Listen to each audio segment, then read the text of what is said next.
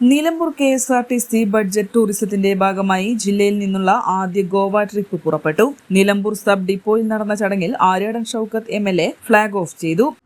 തീരദേശത്തിന്റെ നാട്ടിലേക്ക്, ബീച്ചിലേക്ക്, ഗോവയിലേക്കുള്ളൊരു യാത്ര ഇതൊരു ചരിത്ര നിമിഷമാണ്.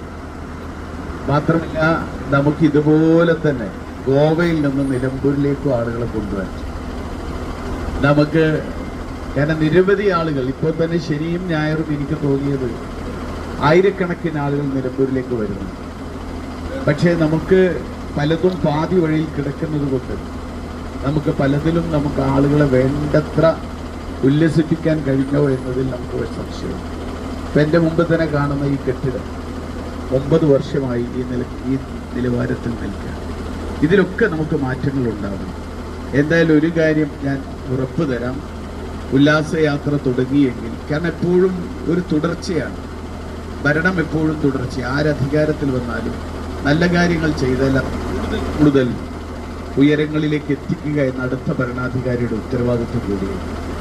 എന്തായാലും ഇത് ഇപ്പൊ ഗോവയിലേക്ക് നമുക്ക് കേരളത്തിന്റെ അതിർത്തി വരെ ഈ ബസ്സിൽ പോകാൻ കഴിയുന്നുള്ളൂവെങ്കിലും ഗോവയിലേക്ക് നേരിട്ട് തന്നെ KSRTCക്ക് പോകാൻ കഴിയുന്ന ഒരു അവസ്ഥാവിശേഷം നമുക്കുണ്ടാവണം. മാത്രമല്ല, അതുണ്ടാക്കിയെടുക്കുക അതിന് കൂട്ടമായ പരിശ്രമം ഉണ്ടാവും. അതിന് മുന്നിൽ ഞാനുണ്ടാവും. ബഡ്ജറ്റ് ടൂറിസം ജില്ലാ coordinator S. Shijin, Nilambur coordinator K. Abdul Nisar, controlling inspector P. Shaji തുടങ്ങിയവരും ജീവനക്കാരും സംബന്ധിച്ചു. അവധിക്കാലം ചെലവിടുന്നതിനായി നിരവധി ഉല്ലാസയാത്രകൾ സംഘടിപ്പിക്കുന്ന KSRTC ബജറ്റ് ടൂറിസം സെല്ലിന്റെ നേതൃത്വത്തിൽ ജില്ലയിൽ നിന്നും ആദ്യമായാണ് ഗോവയിലേക്ക് ട്രിപ്പ് സംഘടിപ്പിക്കുന്നത്. അടുത്ത ഗോവൻ യാത്ര ജൂൺ 13 നടത്തുക. N4 news, Nilambur.